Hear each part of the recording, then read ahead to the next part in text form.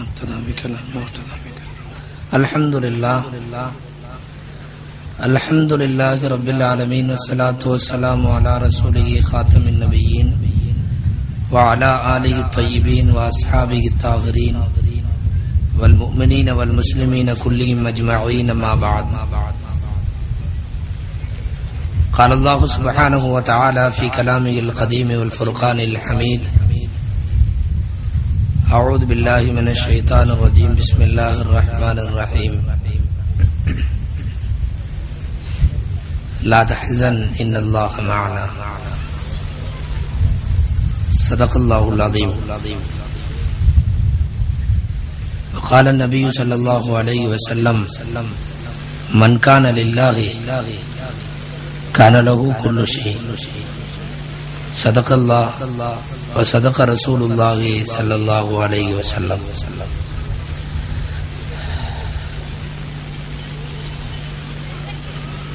எல்லா புகழும் அல்லாஹு ஜல்லஷானுஹு தஆலா ஒருவனுக்கே உரித்தாகுக.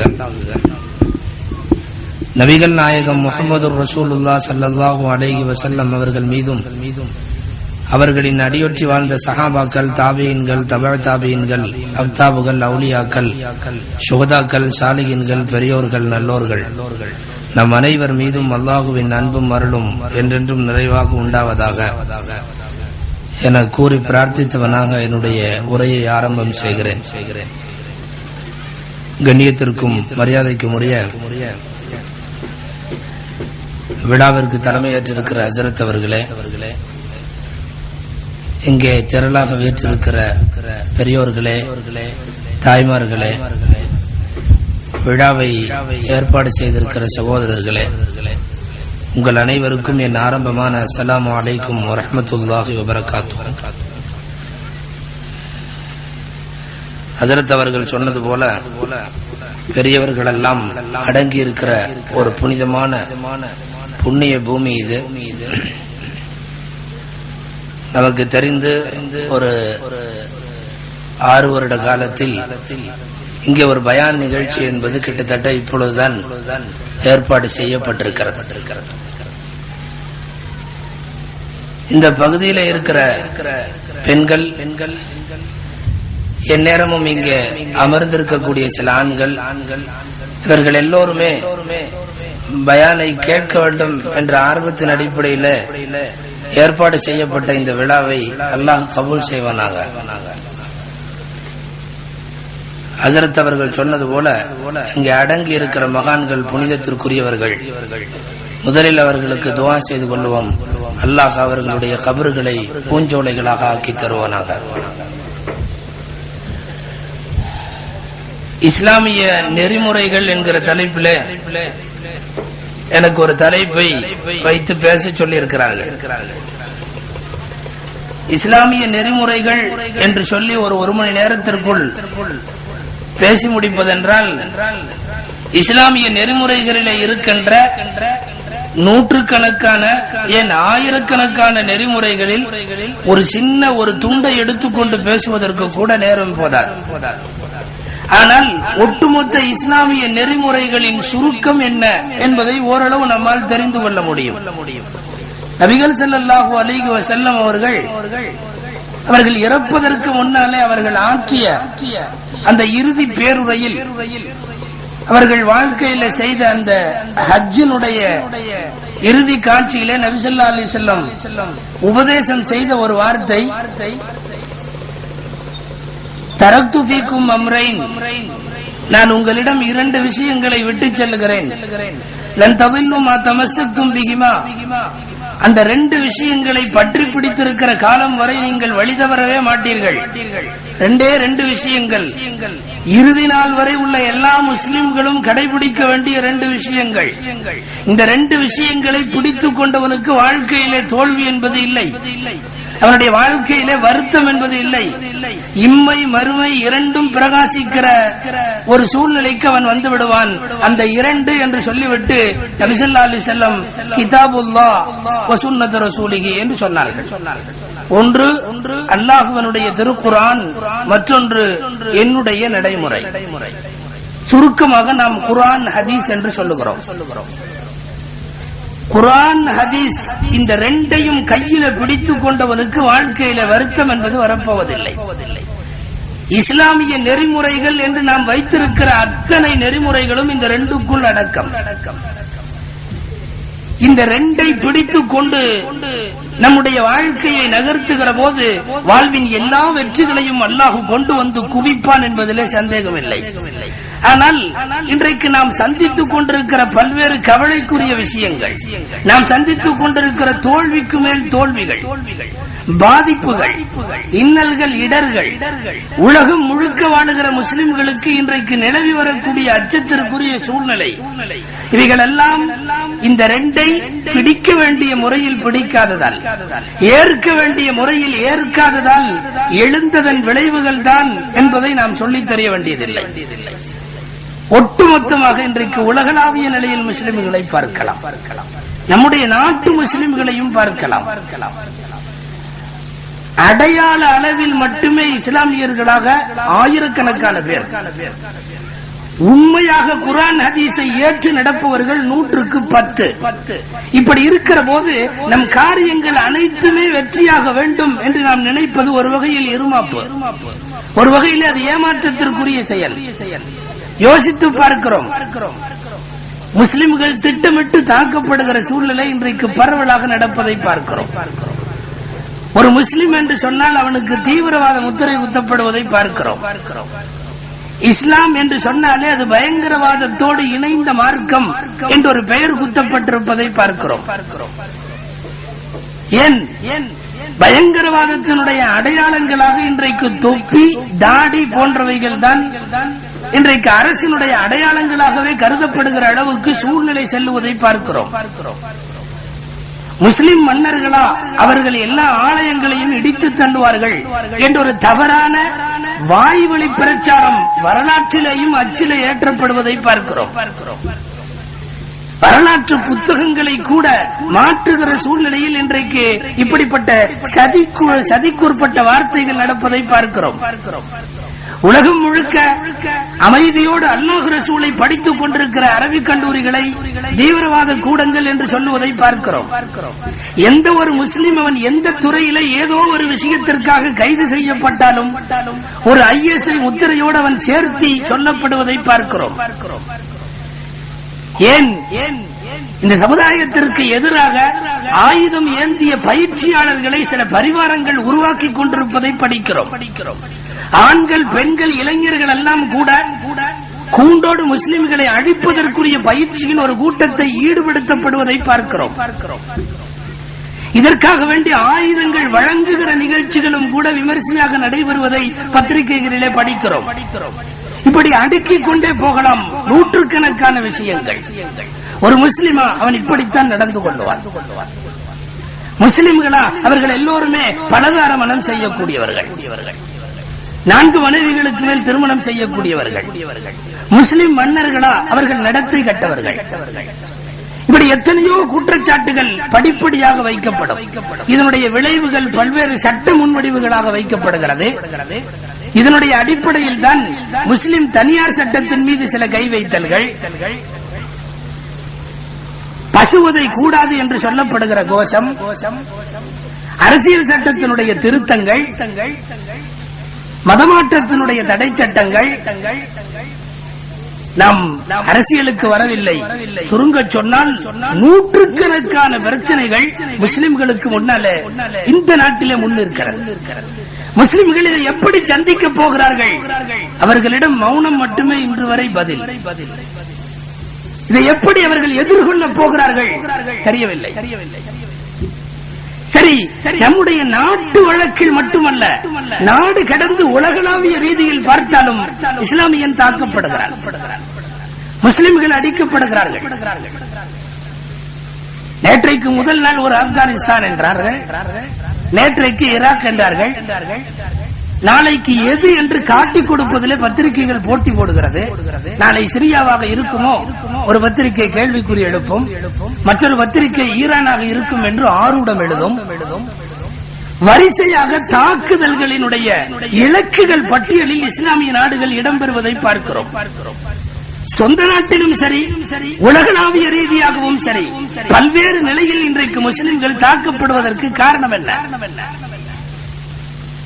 அங்கே ஒட்டுமொத்தமாக தன்னுடைய சொந்த பூமியை பலஸ்தீன மக்கள் இழந்து கொண்டிருக்கிறார்கள் பார்க்கிறோம். சொந்த நாட்டிலே இது உன் நாடு அல்ல, வெளியே போ என்று சொல்லக்கூடிய நிலையில் காலங்காலமாக அவர்கள் விஷத்தினும் கொடிய ஆயுதங்களாலே தாக்கப்பட்டுக் கொண்டிருக்கிறார்கள். நாம் நித்தமும் படித்துக் கொண்டிருக்கிறோம். அப்ப உலகம் முழுக்க இருக்கின்ற இந்த சூழ்நிலைகளை எல்லாம் எதிர்கொள்ளுகிற போது ஒட்டுமொத்தமாக நாம் ஒரு முடிவுக்கு வர வேண்டும். இஸ்லாமியர்கள் இதை எதிர்கொள்ள போவது எப்படி? முதலில் இப்படி எல்லாம் வந்தது எதனால் என்றெல்லாம் பார்த்தால் நபி ஸல்லல்லாஹு அலைஹி வஸல்லம் சொன்ன அந்த வார்த்தை முன்வைக்கப்பட வேண்டும். இதுல எதிரிகளின் திட்டமிடல் இருக்கிறது, சதி திட்டம், அதெல்லாம் உண்மைதான். ஆனால் அதையெல்லாம் விட ஒரு மேலான காரணம் உண்டு. நாயகம் சொன்னது போல, நான் உங்களிடத்தில் 2 விட்டு செல்லுகிறேன். இதை நீங்கள் பிடித்திருக்கும் காலம் வரை நீங்கள் நிச்சயமாக வெற்றி பெறுவீர்கள். இதை விட்ட காலமெல்லாம் நீங்கள் தோற்று போவீர்கள். குர்ஆனும் ஹதீஸும் என்று சொல்லி நாயகம் 2 கொடுத்து சென்றார்கள். இன்றைக்கு குர்ஆனின் கூற்றும் நபிகள் நாயகம் ஸல்லல்லாஹு அலைஹி வஸல்லத்தினுடைய வாழ்க்கை வாய் மொழிகளும் உத்தரவுகளும் முஸ்லிம்களிடம் எந்த அளவு நடைமுறையில் இருக்கிறது என்பதை பொறுத்துத்தான் வெற்றி தோல்விகள் அமையும். 100% பேர் இஸ்லாமிய சட்டங்களை கொஞ்சம் தள்ளி வைத்துவிட்டு நடப்பு உலகத்தினுடைய நாகரிகத்திற்கு தோதுவாக தங்களை மாற்றிக்கொள்ள ஆரம்பித்து விட்டார்கள். பணம் ஒன்று மட்டுமே பிரதானம் என்கிற ரீதியிலே வாழ்க்கை நகர்கிறது. எதுவும் தேவையில்லை, பணம் இருந்தால் போதும். அந்த பணத்தை மோதி பெறுவதற்காக சொந்த பந்தத்தை இழக்க தயார், அண்ணன் தம்பியை இழக்க தயார், அக்கால் தங்கைகளோடு சண்டையிட தயார், ஒரு சொத்தை அடைவதற்கு எவ்வளவு பெரிய காரியத்தையும் நடத்த தயார். தேவை பணம். நம்முடைய வட்டங்கள் ஒரு குறுகிய வட்டத்துக்குள்ளே சூழ்ந்து விட்ட காரணத்தால் இன்றைக்கு நம்மை பலரும் அடிக்கிறான், பலரும் கேலி செய்கிறான். முஸ்லிம்கள் தாக்கப்படுவதற்கும் அவர்களுடைய பல்வேறு ஏற்றத்தாழ்வுகளுக்கும் மிக முக்கியமான காரணமாக இதைத்தான் சொல்ல வேண்டும். நாயகம் அன்றே சொன்னார்கள். ஒரே ஒரு ஹதீஸை முன்வைக்கிறேன், அந்த ஹதீஸை மாத்திரம் யோசித்து பார்ப்போம். யூஷிக்குல் உமமு அன் ததா அலைக்கும் கமா ததா அல் ஆகிலத்து இலா கஸ்அதிஹா. இந்த விருந்துக்கு ஆட்களை எல்லாம் வாங்க சாப்பிடலாம் என்று கூட்டத்தை அழைப்பது போல எல்லா எதிரிகளும் சேர்ந்து உங்களை தட்டிலே வைக்கப்பட்ட ஒரு உணவுப் பொருளை போல வைத்துக் கொண்டு உங்களை அடிக்க துவங்குவார்கள். இது 1500 வருடங்களுக்கு முன்னாலே ஒரு தீர்க்கதரிசியினுடைய வாயிலிருந்து வெளிவருகிற சொற்றொடர். எல்லா சமுதாயங்களும் உங்களுக்கு எதிர்ப்பாக கிளம்பி உங்களை அடிக்க முற்படுவார்கள். அடிக்க முற்படக்கூடியவர்களோடு உலகம் கைகோர்த்து நிற்கும் அந்த சூழ்நிலை வரும். நபிகள் ஸல்லல்லாஹு அலைஹி வஸல்லம் சொல்லுகிறார்கள். இப்போ ஒரு சஹாபி கேட்டாரு, ஒமின் கில்லத்தின் நஹ்னு யௌமைதின் யா ரசூலல்லாஹ், நாங்க என்ன அந்த நாள்ல கம்மியாவா இருப்போம்? நாங்கெல்லாம் ரொம்ப மைனாரிட்டியா இருப்போமா? எங்களுக்கு என்று யாரும் ஆள் இருக்காதா? நபி ஸல்லல்லாஹு அலைஹி வஸல்லம் சொல்வார்கள், நீங்கள் குறைவான பேர்களாக இருக்கிறீர்கள் என்பதற்காக அடிக்கப்படவில்லை. நீங்கள் அன்றைக்கு நிறைய பேர் இருப்பீர்கள். உலகம் முழுக்க கணக்கெடுத்தால் வஅன்தும் கஸீருன் லகின்னகும் குஸாஉன் ககுஸாஇஸ் ஸைல், நீங்கள் மிக பெரும்பான்மையில் இருப்பீர்கள். மைனாரிட்டி அல்ல, உலகம் முழுக்க பார்த்தால் மெஜாரிட்டி சமூகம் நீங்கள். ஆனாலும் கூட கடல் நுரைகளை போல நீங்கள் பிரிந்து பிரிந்து கிடப்பீர்கள். பல கூறுகளாக பிரிந்து கிடப்பீர்கள். பல அரசியல் பிரிவுகளாக பிரிந்து கிடப்பீர்கள். எல்லோரும் சொந்த காரியங்களிலே பிரிந்து கிடப்பீர்கள். நபி ஸல்லல்லாஹு அலைஹி வஸல்லம் சொல்லிவிட்டு சொன்னார்கள், உங்களுடைய விரோதிகளிடம் இருந்து, அவர்களின் உள்ளத்திலே இருந்து உங்களை பற்றி ஒரு பயம் இருக்குமே, அந்த பயத்தை அல்லாஹ் எடுத்து விடுகிறான். அவர்களை பற்றிய பயத்தை உங்கள் உள்ளத்திலே போட்டு விடுவான். இதற்கு வஹ்னுதான் காரணம் என்றார்கள். வஹ்ன் என்ற ஒரு அரபி வார்த்தையை சொன்னார்கள். சஹாபாக்களுக்கு இந்த வார்த்தையின் பொருள் புரியவில்லை. காலு வமல் வஹ்னு யா ரசூலல்லாஹ், வஹ்னா அப்படினா என்ன? எங்களுடைய பயம் எதிரிகளுக்கு இல்லாமல் போய் எதிரிகளின் பயம் எங்களுக்கு ஏற்பட்டு நாங்கள் பெரும்பான்மையாக இருந்தும் கூட எதுவும் சாதிக்க முடியாதவர்களாக ஆக்கப்படுகிறோம் என்று சொல்லுகிறீர்களே, இதனுடைய காரணம் என்ன? அந்த வஹன் என்றால் என்ன என்ற போது நாயகம் சொன்னார்கள், ஹுப்புத் துன்யா வ கராஹியத்துல் மௌத். ரெண்டு விஷயம். ஒன்று உலகத்தின் மீது நீங்கள் கொண்டிருக்கிற பேராசை, இன்னொன்னு மவுத் என்று சொன்னாலே நீங்கள் வெறுக்கிற சூழ்நிலை. இந்த ரெண்டும் அத்தனைக்கும் காரணம் என்றார்கள் நாயகம். நடைபெற்றுக் கொண்டிருக்கிற எல்லா இழிவுகளுக்கும் இந்த ரெண்டும் காரணமாம். உலகத்தின் மீது கொண்டிருக்கிற ஆசை, பணம் பணம் என்று அழைகிற ஒரு விதமான பேராசை தனமும், மௌத்தா அது ஆகாது என்று சொல்லி ஒதுங்கி ஓடுகிற தரம். மார்க்கத்திற்காக உயிர் கொடுக்க உங்களில் எத்துணை பேர் தயார் என்று ஒரு சூழ்நிலை ஏற்பட்டு அல்லாஹ்வுடைய அருளால் அப்படி ஒரு சூழ்நிலை வருகிற போது உங்களில் யார் தயார் என்று கேட்டால் இன்றைய சூழ்நிலை நமக்கு எதற்கு வம்பு என்கிற நிலைதான். எல்லா மக்களுக்கும் இன்றைக்கு அந்த அளவுக்கு உள்ள சுயநல போக்கும், பணம் கிடைத்தால் போதும் என்கிற மனப்பான்மையும், பணத்திற்காக எதையும் செய்யவும் இழக்கவும் தயார் என்கிற ஒரு குறுகிய வட்டத்திற்குள்ளே வந்து விட்டோம். குர்ஆன் ஹதீஸ் நம்மை விட்டும் தூரமாகி விட்டது. எனவே தொடர்ந்து இஸ்லாமிய நெறிமுறைகள் தள்ளி வைக்கப்படுகிற போது இது போன்ற இழிவுகள் சர்வசாதாரணமாக சந்திக்கிற சூழ்நிலை வரத்தான் போகிறது, வந்து கொண்டும் இருக்கிறது. ஒட்டுமொத்தமாக இன்றைக்கு ஏற்பட்டிருக்கிற எல்லா இழிவுகளுக்கும் இதை மாத்திரமே பிரதானமான காரியமாக நம்மாலே முன்வைக்க முடியும். நாயகம் சொல்லுவார்கள், யார் அல்லாஹுவிற்கென்று ஆகிவிட்டார்களோ, யார் அல்லாஹுவிற்காக வேண்டி அர்ப்பணமாகிவிட்டார்களோ அவர்களுக்கு உலகத்தின் அத்துணை வஸ்துக்களும் அர்ப்பணமாகிவிடுமா. எனக்கு இறைவன் போதும் என்று முடிவெடுத்து விட்ட ஒருவனுக்கு மலை என்ன கடல் என்ன அத்துணை பொருள்களும் அவன் காலடியிலே கிடக்கும். எங்களுக்கு காசு தேவையில்லை என்று தூக்கி எறிந்து விட்ட சஹாபாக்களுக்கு உலகத்தின் அரசுகள் எல்லாம் பணிந்தது, நாடுகள் பணிந்தது. ரசூலுல்லாஹ்வோடு மஸ்ஜிதுன் நபவி என்கிற திண்ணையிலே அமர்ந்திருந்த நாயகத்தினுடைய தோழர்கள், ஹதீஸிலே வருகிறது, ஒரே ஒரு வேட்டி, அதற்கு சட்டை இல்லை. இந்த கறிக்கடைக்காரரை போல அந்த ஒரு ஆடையை எடுத்துக்கொண்டு இந்த தோளோடு கட்டிக்கொண்டு, சுன்னத்து செய்த சிறுவர்களை போல கட்டிக்கொண்டு, அது கீழே இறங்கினால் மேல் உடம்பு தெரியும், கொஞ்சம் மேலே இழுத்தால் முட்டிக்கு மேல் தெரியும். அந்த ஒற்றை ஆடையோடு எங்களுக்கு உலகத்தின் செல்வம் அல்ல, அல்லாஹ் முக்கியம், நாயகம் முக்கியம் என்று வாழ்க்கையின் சுகபோகங்களை துறந்து விட்டு வந்த சஹாபாக்களுக்கு உலகம் காலடியிலே கண்டது, உலகம் அவர்களை துரத்தியது. இன்றைக்கு நாம் உலகத்தை துரத்துகிறோம், உலகமும் கிடைத்தவாடில்லை, அல்லாஹ் ரசூலும் கிடைத்தவாடில்லை. அவர்கள் உலகத்தை விட்டு விட்டு ஓடினார்கள், உலகம் அவர்களை துரத்தி கொண்டு போனது. நீ வா, இந்த பெரிய பேரரசை நீதான் ஆள வேண்டும், பிடி, நீதான் ஜனாதிபதி, பிடி, எல்லா செல்வங்களையும் பராமரிக்கிற பொறுப்பு உன்னுடையது, பிடி, உலகத்தினுடைய தலை விதிகளை மாற்றி எழுதுகின்ற அதிகாரமும் ஆற்றலும் உங்களுடையது, பிடி. உலகத்தை விட்டு விட்டு ஓடினார்கள், உலகம் அவர்களை துரத்தியது. நாம் இன்றைக்கு உலகத்தை துரத்துகிறோம், பணங்காசுகளை துரத்துகிறோம், அல்லாஹ் ரசூலை அதற்காக கொஞ்சம் தள்ளி வைத்திருக்கிறோம். விளைவு இன்றைக்கு எல்லா விதத்திலும் நஷ்டத்தை அனுபவிக்கிறோம், எல்லா விதத்திலும் நஷ்டம். தொடர்ந்து ஏற்படுகிற பல்வேறு தாக்குதல்களுக்கு அவன் காரணம் இவன் காரணம் என்று கை நீட்டினாலும், உலக நடைமுறைகளிலே அவைகளெல்லாம் காரணம் என்றாலும் கூட உண்மை நடைமுறை நாம் நம்மை வெகு தூரம் மார்க்கத்தை விட்டு மாற்றிக்கொண்டோம் என்பதுதான். திருக்குர்ஆனின் ஒரு அழகான வசனம் ஒன்று இப்படி சொல்லும், அல்லாஹ் யாருக்கும் அவனுடைய நிஅமத்தை மாற்றுவதில்லை. இன்னல்லாஹ லம் யகு முகய்யிரன் நிஅமத்தன் அன்அமஹா. எந்த ஒரு கூட்டத்திற்கும் அவனுடைய அருட்கொடையை அவனாக மாற்ற மாட்டானா. பின்ன எப்படி மாறும்? ஹத்தா யுகய்யிரு மா பி அன்ஃபுஸிஹிம், அவர்களாகவே மாற்றிக் கொள்ளுகிறார்கள், அவர்களாகவே மாற்றிக் கொள்ளுகிறார்கள்.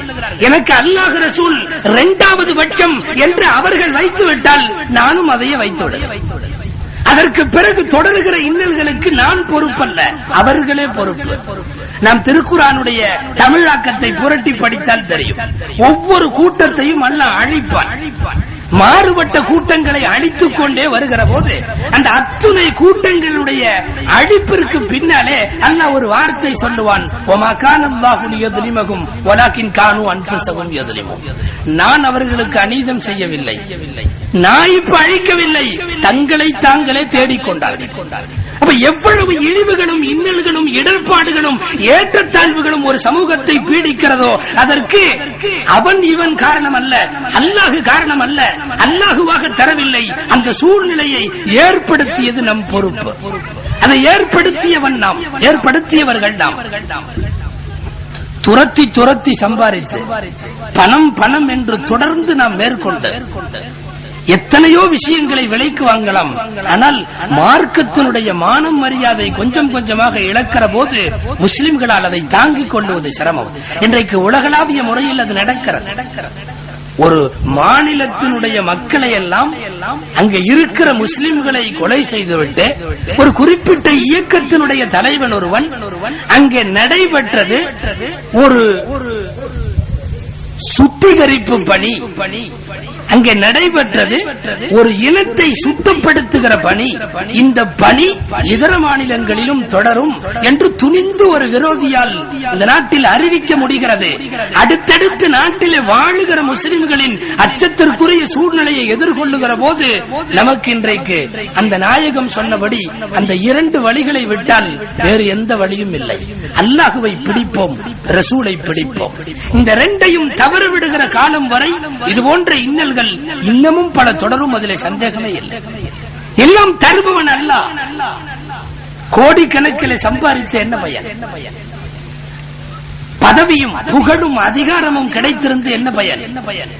எல்லாம் அல்லாஹுவிற்காக என்ற ஒரு சூழ்நிலை முஸ்லிம்களிடத்திலே உலக நலன்கள் இரண்டாம் பட்சமாக, அல்லாஹ் ரசூலுடைய பட்சம் முதல் தரமாக வந்து விடுகிற போது மட்டுமே இந்த இஸ்லாத்தினுடைய மானத்தை தலை நிமிர்த்த முடியும்.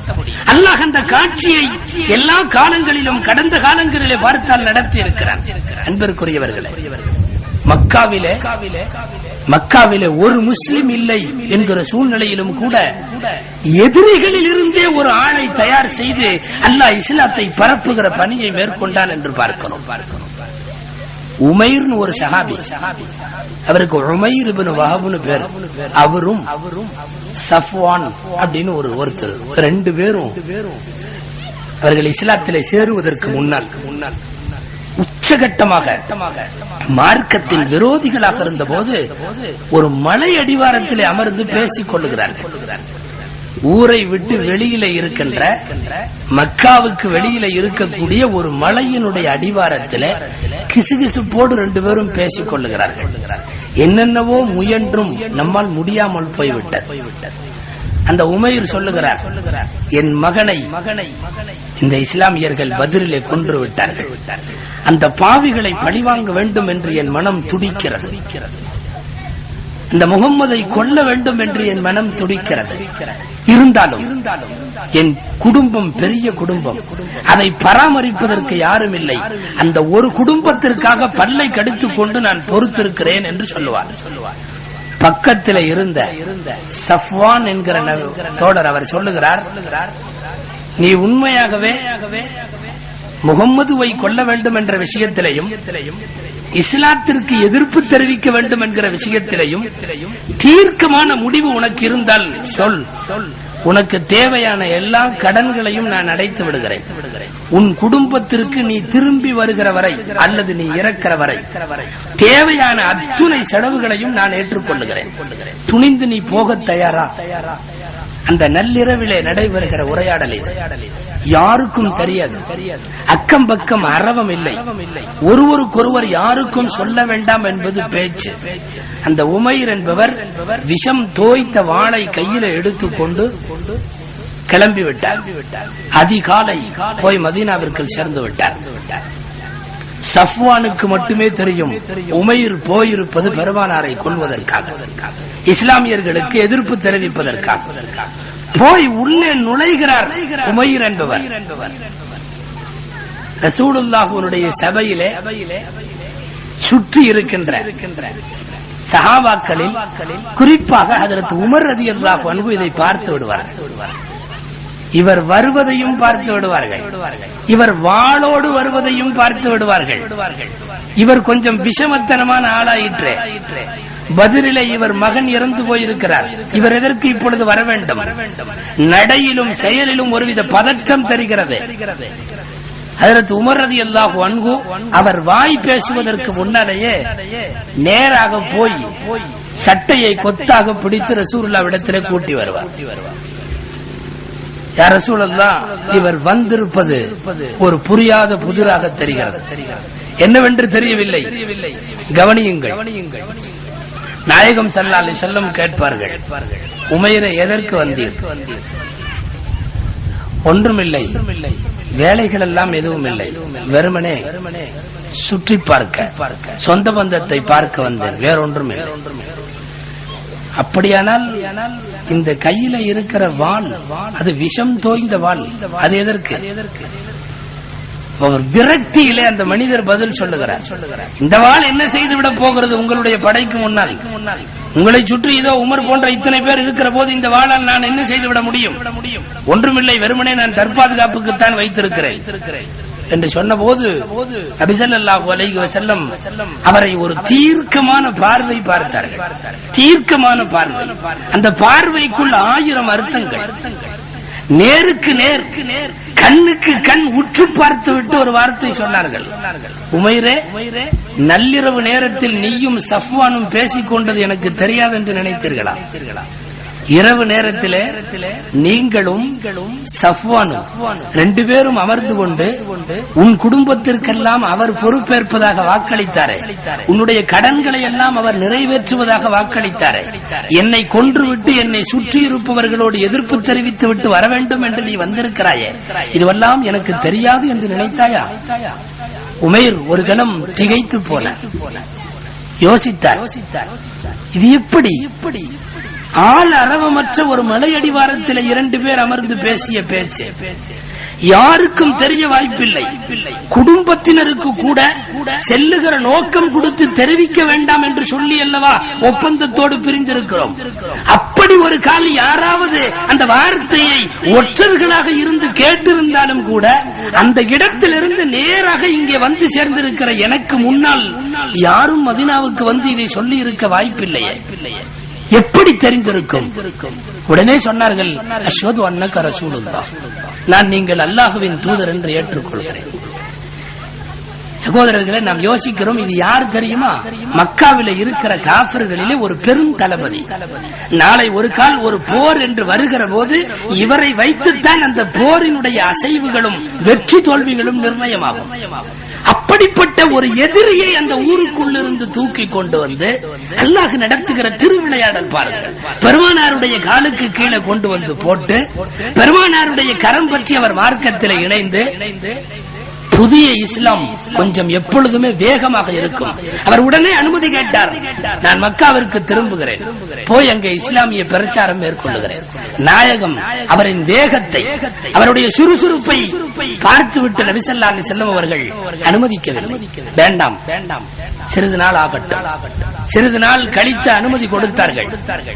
விஷயம் அதற்குள் மக்காவிற்கு வந்துவிட்டது. அந்த மலையடிவாரத்திலே அமர்ந்து இவரோடு பேசிய நண்பர் சஃப்வான் சொன்னார், துரோகி அவன், என்னிடத்திலே ஒரு வாக்குறுதியை கொடுத்து விட்டு அங்கே போய் இப்படி மாறிவிட்டான், அவன் துரோகி, அவனை நான் கொல்லாமல் விடப் போவதில்லை, மட்டுமல்ல அவனிடத்திலே பேசப் போவதில்லை. ஊர் முழுக்க இதை சொல்லிக் கொண்டு அழைகிறார் அந்த சஃப்வான். துணிவோடு உமைர் வந்தார், வாளோடு வந்தார். எந்த வாள்? பெருமானாரை கொல்லச் சென்ற அதே வாள், விஷம் தோய்ந்த வாள்.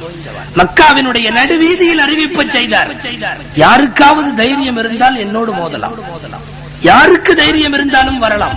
ஒன்று சொல்லுகிறேன், முகம்மதுவை பற்றி பிடிக்காவிட்டால் இந்த நகரம் இனி இதனுடைய வாழ்வு கேள்விக்குறியாகிவிடும், இதனுடைய வாழ்வு சந்தேகமாகிவிடும். முகம்மதுவின் பக்கம் வாருங்கள், தெரு தெருவாக பிரச்சாரம் நடக்கிறது.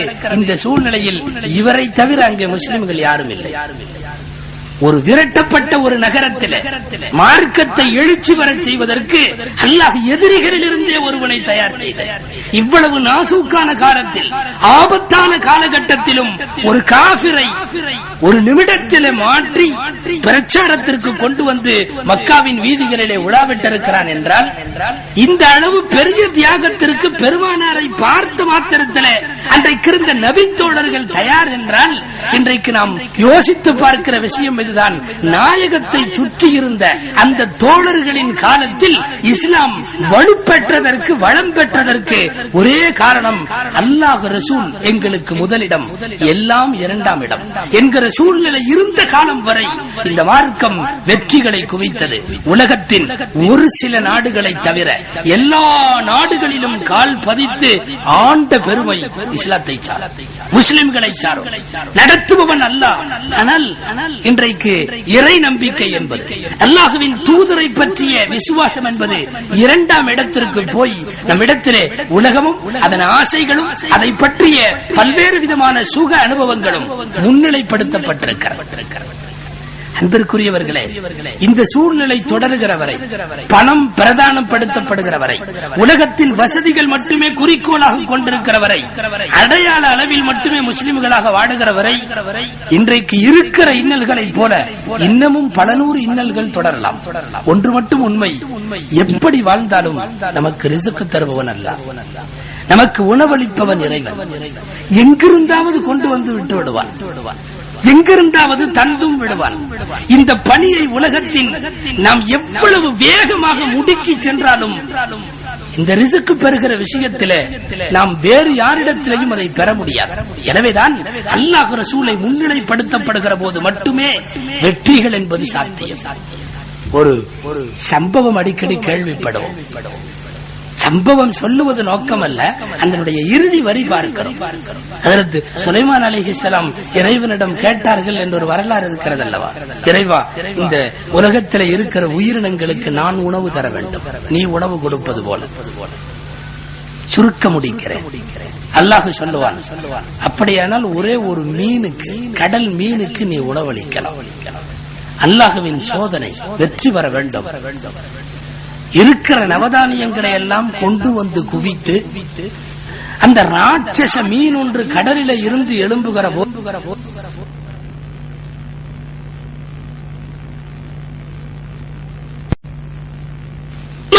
தயார்.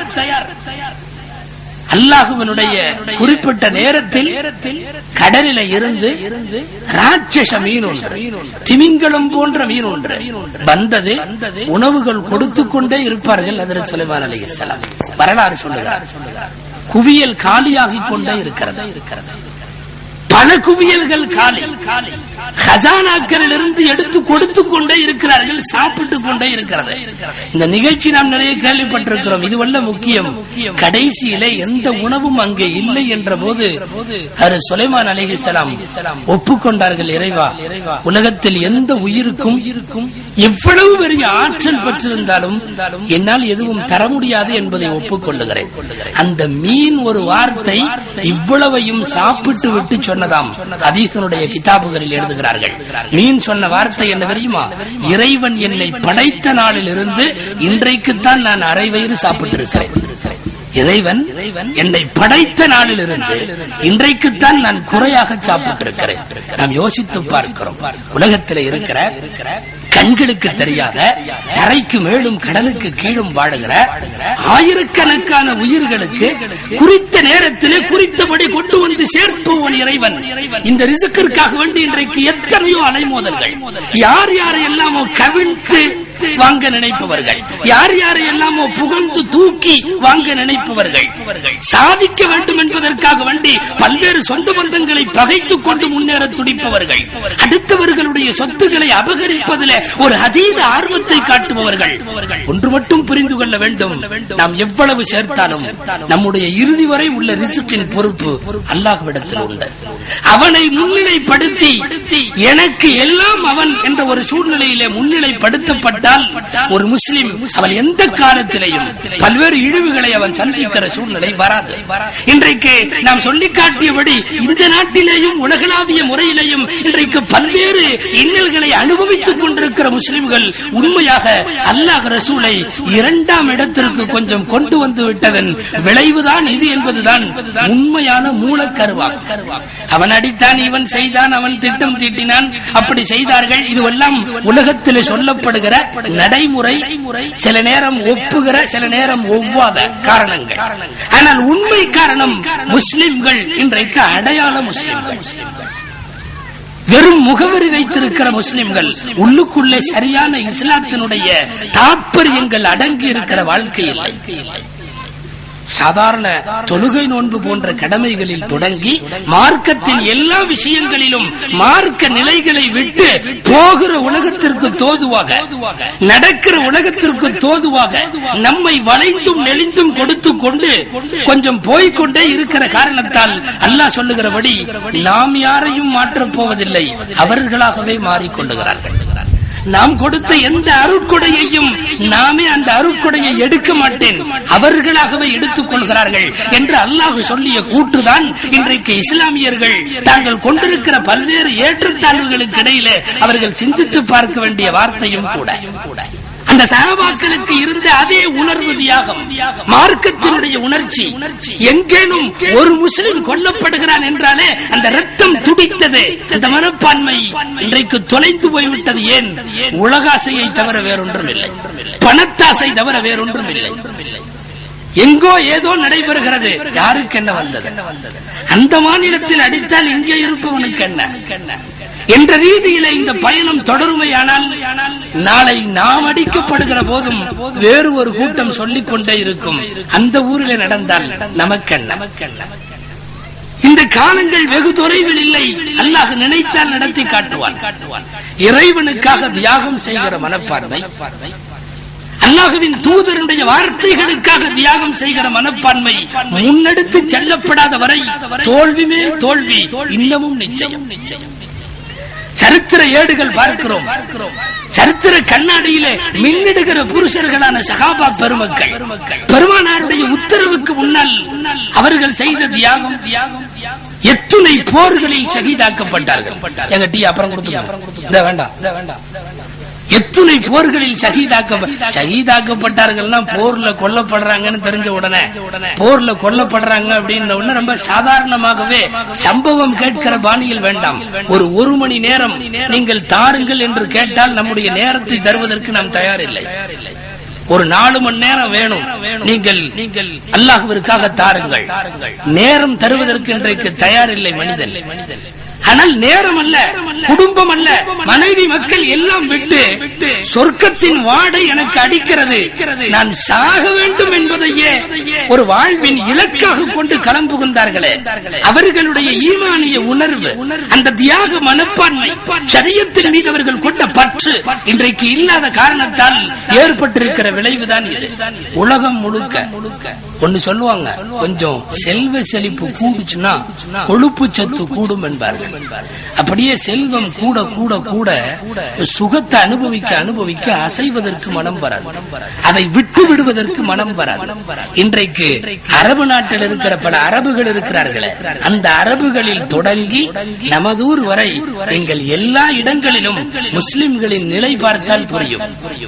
ஓரளவு வசதி வாய்ப்பு வந்து விட்டதற்கு பிறகு அந்த சுக அனுபவம் சொக்க வைக்கிறது. அரபுகளுக்கு இன்றைக்குள்ள பயமும் அதுதான்.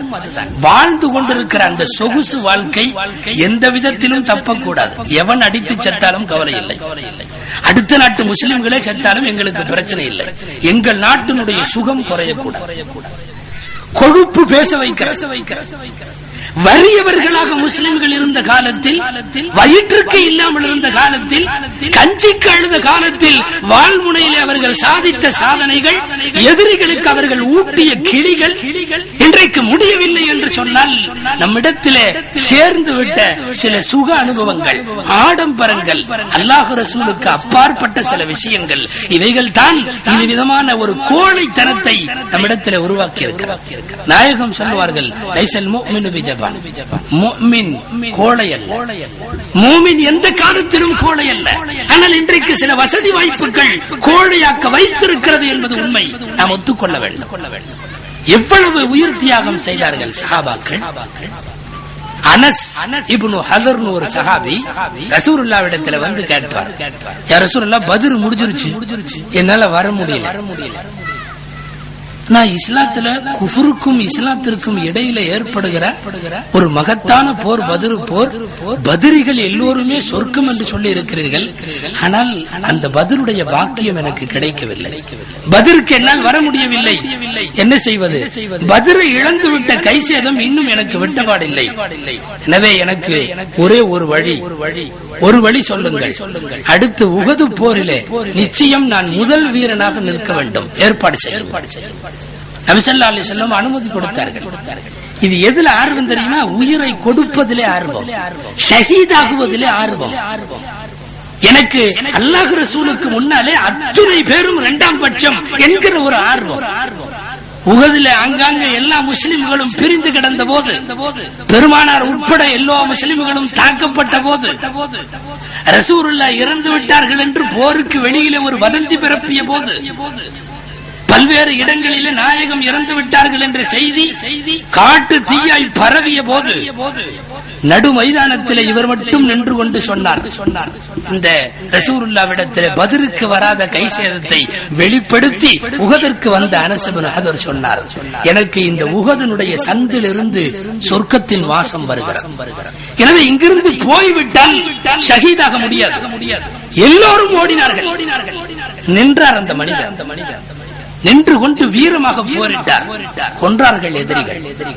கொல்லுவதென்றால் நிறைய பேர் கிடைக்கிற இடத்திலே ஒருத்தன் மட்டுமே கிடைத்த காரணத்தாலே நெய்ய புடைத்தார்கள் என்று சொல்லலாம். இறந்த பிறகும் கூட உறுப்புகள் அறுத்தெடுத்தார்கள். யாராவது வந்து பார்த்தால் அனஸ் இப்னு ஹதர் இறந்திருக்கிறார் என்று யாருக்கும் தெரியக்கூடாது. எனவே முகம் சிதைக்கப்பட்டது, எந்த அடையாளமும் தெரியவில்லை.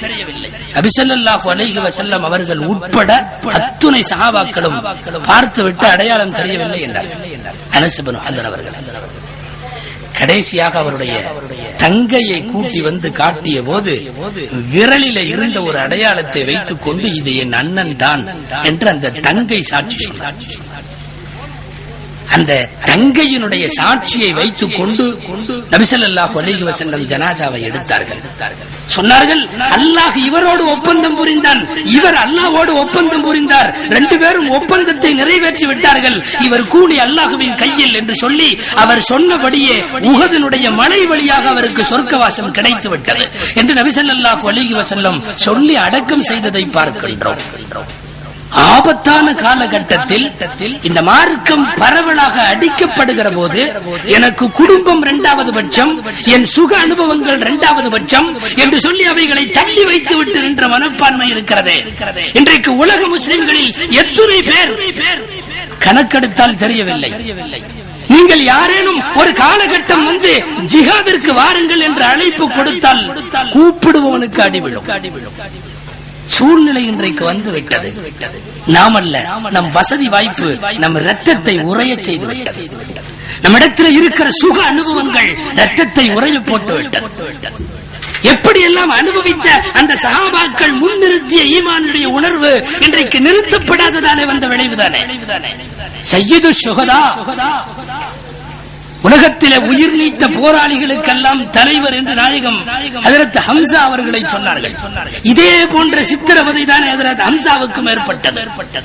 பிறப்பு உறுப்பை கூட அறுத்தெடுக்கப்பட்டது ஹஜ்ரத் ஹம்சா ரலியல்லாஹு அன்ஹு. இறந்து போன உடலிலே எவ்வளவு வக்கரத்தனம் இருந்தால் செய்திருப்பார்கள். பிறப்பு உறுப்பை கூட அறுத்தெடுத்தார்கள்.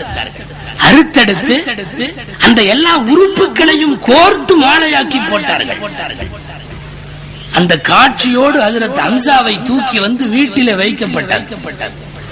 நபி ஸல்லல்லாஹு அலைஹி வஸல்லமுக்கு சொல்லி அனுப்பப்பட்டது. நாயகம் காட்சியை பார்த்த உடனே முகத்தை திருப்பிக் கொண்டார்கள். காரணம், பார்க்க முடியாது, வைத்த கண்ணை தொடர்ந்து வைக்க முடியாது.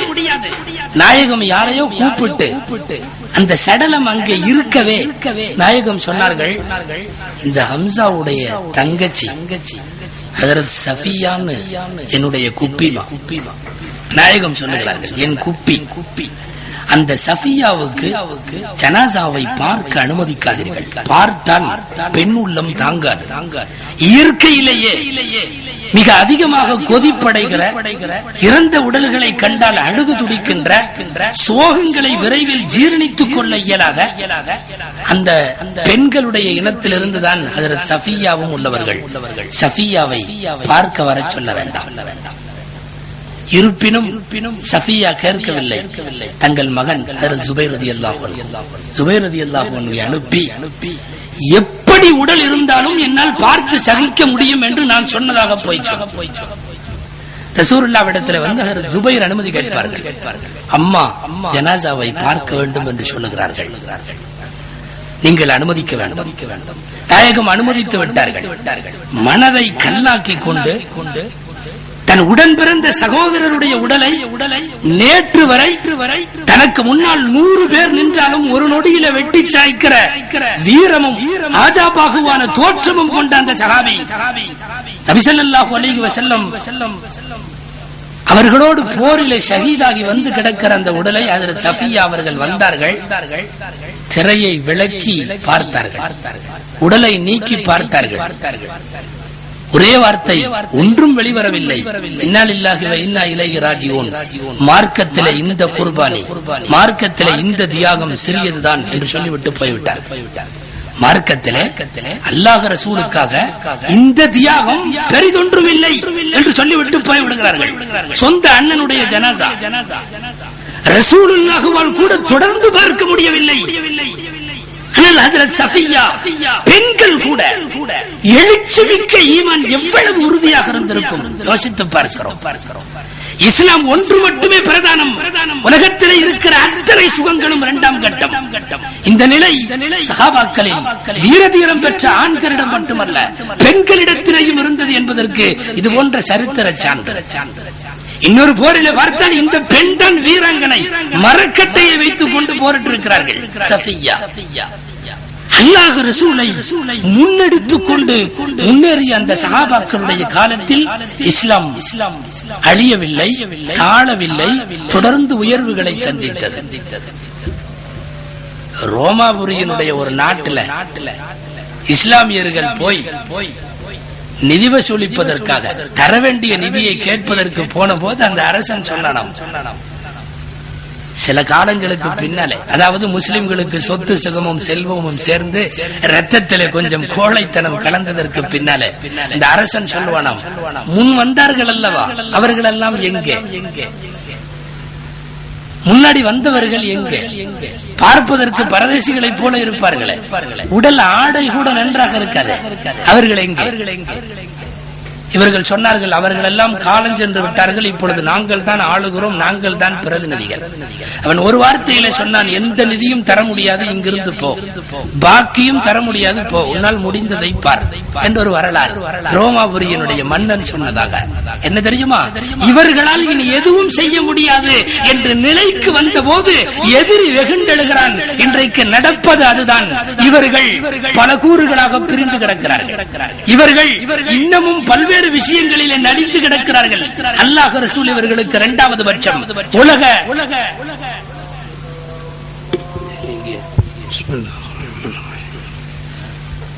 ஆக இஸ்லாமியர்களிடத்திலே அல்லாஹ் ரசூலுடைய பல்வேறு விஷயங்களும் கட்டளைகளும் உத்தரவுகளும் இரண்டாம் கட்டங்கள் ஆக்கப்பட்ட காரணத்தாலே இன்றைக்கு வேறுபட உலகியல் சார்ந்த பொருளாதாரம் சார்ந்த சிந்தனைகள் முன்னிலைப்படுத்தப்படுவதாலே ஏற்படுகிற விளைவுகள் என்று இந்த விளைவுகளை எல்லாம் சொல்லலாம். அந்த சஹாபாக்களுக்கு இருந்த வீரம் இன்றைக்கு தொலைந்து போய்விட்டது. இளைஞர் சமுதாயத்திடம் கூட இல்லை. வீரம் பெற்ற இளைஞர்கள் என்பது உலகத்திலேயே இருக்கிற இந்த மதத்திற்கு மார்க்கத்திற்கு மட்டும் சொந்தம் என்பதெல்லாம் ஒரு காலம். எதிரிகள் கூட பேசிக் கொள்வார்களாம். ரசூலுல்லாவை சுற்றியுள்ள வாலிபர்கள் குறித்து ஷுஜானும் ருஹ்பானும் பில் லைலி வ ஷுஜானும் பின் நஹர். இவர்கள் என்ன இரவிலே பார்த்தால் துறவிகளைப் போல எந்திரிச்சு தொழுகுவதும் சகர் செய்வதுமா இருக்கிறார்கள். துறவிகள் என்று நினைக்கிறோம், ஆனால் பகலில் பார்த்தால் ஷுஜானும் பின் நஹர், வீர மறவர்களாக வாளெடுத்து கொண்டு போர் புரிவதற்கு வருகிறார்கள். புரிந்து கொள்ள முடியவில்லையே. ஒரு பக்கம் அல்லாஹ் ரசூலினுடைய இபாதத்துகளிலும் குறைவில்லை, அதே சமயத்தில் வா என்று கூப்பிட்டால் எல்லாம் இரண்டாவது பட்சம் தள்ளி வைத்துவிட்டு வாள் எடுப்பதற்கும் அவர்கள் கொஞ்சம் கூட பின்தங்கியதில்லை என்பதுதான் இஸ்லாமிய இளைஞர்களின் வரலாறு. ஆனால் இன்றைக்கு உறைந்து போய்விட்ட ரத்தம் பல்வேறு தன்னலன்களை முன்வைத்து இஸ்லாமிய நலன்களை இரண்டாம் கட்டமாக்கி இருக்கிறார். எல்லாம் பொருளாதாரம் படுத்துகிற பாடு என்று சொல்லலாம். ஒட்டுமொத்தமாக உலகத்தில் போர் நடந்தது, வெற்றி தோல்விகள் இப்படின்னு எந்தெந்த பகுதியில் இஸ்லாமியர்கள் அல்ல, எல்லா நாடுகளிலும் நீங்கள் ஒரு ஆய்வு செலுத்தினால் போரும். வசதியும் வாய்ப்பும் செல்வ செழிப்பும் உள்ளவன் அந்த சுக அனுபவங்களில் இருக்கிற போதுதான் எதிரிகளிடத்தில் வாளாட்ட முடியாமல், எதிர்க்க முடியாமல் தன் அனைத்து வலுவையும் இழந்து போய் விடுகிறார்கள் என்பது உலகம் இதுவரை போர்களிலே தருகிற பாடம். இன்றைக்கு சூழ்நிலை அதுதான். ஒரு சில வசதிகளை வைத்திருக்கின்ற முஸ்லிம்கள் முன் வருவதாக இல்லை. நாயகம் சொல்வார்கள், மாலி யகூலு இப்னு ஆதம மாலி மாலி, ஆதமுடைய மகன் என் காசு என் பணம் என் பணம் என்று சுத்தி கொண்டே இருக்கிறான். சொல்லுங்கள், அவனுக்கென்று அவன் காசுல உள்ளது மூணே மூணு. அவன் உண்டு அளித்த விஷயங்கள், அவன் உடுத்தி கிழித்த ஆடைகள், யாருக்கேனும் தர்மம் செய்து அவன் சேமித்தவைகள். இந்த மூனை தவிர எதுவும் அவனுக்கு இல்லை என்று சொல்லுங்கள். நம்ம தமிழ்ல பழைய பெரியவர்கள் சொல்லுவார்கள், உண்டு கழிச்சது, உடுத்தி கிழிச்சது, கொடுத்து பாதுகாத்து. இதை தவிர எல்லாம்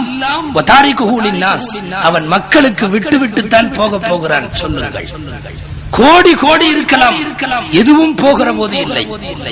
அங்கேயும் அப்படித்தான்.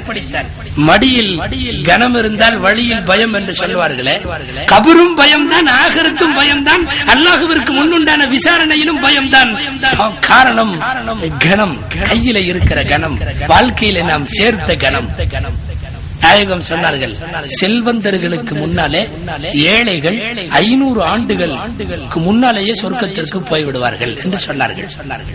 அதாவது நடுத்தர வசதியில இருந்து கொண்டு இன்னமும் வேண்டுமே என்று நினைக்கக்கூடியவர்களுடைய ஆறுதலுக்காக சொல்லுகிற வார்த்தை, ஆறுதலுக்காக சொல்லுகிறேன். நாயகம் சொல்லுவார்கள், செல்வந்தர்களுக்கு முன்னால் 500 வருஷங்களுக்கு முன்னாலேயே ஏழைகள் நுழைவார்கள். நாயகத்திடம் சஹாபாக்கள் காரணம் கேட்கிற போது சொல்லுவார்கள், விசாரணை காலம் இவர்களுக்கு இன்னமும் நீடிக்கும். கணக்குகள் அங்கே ஒப்படைத்தாக வேண்டும், செலவுக்கு கணக்கு கொடுத்தாக வேண்டும். பொதுவாவே கனம் இருக்கிற எல்லா பொருளும் கீழே தான், கனம் இல்லாத பொருள் தான் முதல்ல மேல. உலகத்துல பாருங்கள், தூசிய பார்க்கலாம், கோழி ரெக்கைய பார்க்கலாம், இதெல்லாம் கீழே இருந்து அப்படியே மேல பறக்கும், கொஞ்ச தூரம் வரையும் பறக்கும். ஒரு கல்லை தூக்கி நிறுத்துங்க, பொத்துன்னு உழுகும். கணங்கள் என்றைக்கும் மேல் போவதில்லை, கீழே தான் வந்தாகணும். ஆனா கணம் இல்லாத எல்லாம் தூசு போன்றவைகள் மேல வந்து கொண்டே இருக்கும். மேல் நோக்கி பாய்கிற சக்தி கனம் இல்லாதவைகளுக்கு உண்டு. கனமுள்ள பொருள்கள் என்றும் கீழே. தேட வேண்டாம், அலைய வேண்டாம், பொருளாதாரம் மட்டுமே பிரதானம் என்று சொல்லி அல்லாஹ் ரசூலை இரண்டாவது கட்டமாக ஆக்க வேண்டாம். அதுதான் நம் கனத்தை கூட்டி எல்லா விதத்திலும் கீழே போக வைக்கிறது, அனைத்திலும் கீழே. கனம் வந்துவிட்ட காரணத்தால் அது பொருளாதார கனம் தலை கனமாக மாறி பின் அது மார்க்கத்தை விட்டும் சுணக்கத்தை ஏற்படுத்துகிற கனமாக மாறிவிடுவதை பார்க்கிறோம். ஆனாலும் ஆசைகள் விட்டபாடில்லை. நாயகமே சொல்லுவார்கள், இது விடாது என்பதும் தெரியும். லவ்கானல் இப்னி ஆதம வாதியானி மின் தகபின் லவ்தகா தாலிதன். ஒரு பெரிய 2 குவியல்களை போன்ற, ஓடைகளை போன்ற 2 குவியல் தங்கங்களை கையில கொடுத்தாலும் ஆதமுடைய மகன் 3வது இருக்குதான்னு கேட்பானா? இருந்த இரண்டை போதுமாக்க மாட்டான். இது உள்ளங்களை பாடம் படிக்கிற நபி ஸல்லல்லாஹு அலைஹி வஸல்லமுடைய வார்த்தை. அப்ப வேண்டும் வேண்டும் என்று சேர்க்கிற அந்த வேகத்திலே போகிற போக்கிலே ஷரியத்தின் எல்லா விஷயங்களும் பின்னுக்கு தள்ளப்படுகிறது. எல்லாம் இரண்டாம் கட்டமாக்கப்படுகிறது. முதல் கட்டம் எனக்கு தேவையான பணம், எனக்கு தேவையான காசு, இதை அடுத்துத்தான் எல்லாம். ரசூலுல்லாஹி ஸல்லல்லாஹு அலைஹி வஸல்லம் ஓதிய துஆக்கள் நிறைய நமக்கு தெரியும். துஆக்கள்ல இப்படி ஒரு துஆ உண்டு. நிறைய துஆக்கள் நாம் ஓதுகிறோம். ரசூலுல்லாஹ் ஓதிய துஆல அல்லாஹும்ம அஹ்யினி மிஸ்கீனா வ அம்தினி மிஸ்கீனா வஹ்ஷுர்னி ஃபீ ஜும்ரத்தில் மசாகின். யா அல்லாஹ், என்னை மிஸ்கீனாக வாழ வைப்பாயாக, என்னை மிஸ்கீனாக மௌத்தாக்குவாயாக, என்ன நாளை மறுமையில எழுப்புகிற போது மிஸ்கீன்களுடைய பட்டியலை எழுப்புவாயாக. இது நம்ம இன்னைக்கு ரசூலுல்லாஹ் ஓதன துஆ என்ற அடிப்படையில யாராவது ஓதறமன்னா ஓத மாட்டோம். யாராவது ஒரு துஆல கையெடுத்து, யா அல்லாஹ், என்னை மிஸ்கீனாக வாழவை, என்னை மிஸ்கீனாக மௌத்தாக்கு, எங்களை மிஸ்கீன்களாகவே நாளை மறுமையிலே எழுப்பு. தவறி கூட சொல்ல மாட்டோம். என்ன பயம், தப்பி தவறி கபூல் ஆயிடுச்சுன்னா என்ன ஆகிறது? இந்த வார்த்தைகள் வருவதில்லை. பெருமானார் ஓதிய துஆதான். பெருமானார் காய்ச்சலுக்கு துஆ ஓதினார்கள், ஓதுவோம். பெருமானார் வீட்டில் உட்கார்ந்து இந்த துஆவை குடிபுகிற போது ஓதினார்கள், நாம் ஓதுவோம். பெருமானார் சொன்ன அத்தனை சுன்னத்துகளும் துஆக்களும் தேடி தேடி பிடித்து, இது யாராவது மற்றவங்க சொன்னதா இல்ல ரசூலுல்லாஹ்வே ஓதுனதா என்று கேட்டு ஓதுவோம். ஆனால் யா அல்லாஹ், என்னை மிஸ்கீனாக வாழ வைப்பாயாக, பணத்தால் எனக்கு சுமை கொடுத்து விடாதே என்று நாயகம் கேட்கிற இந்த துஆ மட்டும் தவறி கூட வாயில வருவதில்லை என்பதிலிருந்து நம் போங்கு புரிய முடிகிறது. தேவை தேவை என்று மனிதன் தலையிலே தன் கணத்தை கூட்டிக்கிற போது ஷரியத் இரண்டாம் கட்டமாகி விடுகிறது. குர்ஆன் ஹதீஸ் என்பது இரண்டாம் கட்டமாகி விடுகிறது. அல்லாஹ் ரசூலுடைய வாக்குகள் உலக நிகழ்வுகளுக்கு தோதுவாக நகர்த்தப்படுகிற போது மாறிவிடுகிறது. நான் முன் ஓதிய அந்த ஹதீஸின் வார்த்தை அதுதான். யார் அல்லாஹ்விற்காக என்று வந்து விடுகிறானோ, உலகத்தின் எல்லா வஸ்துவும் அவனுக்காக வரும், அவனுக்காக வரும்.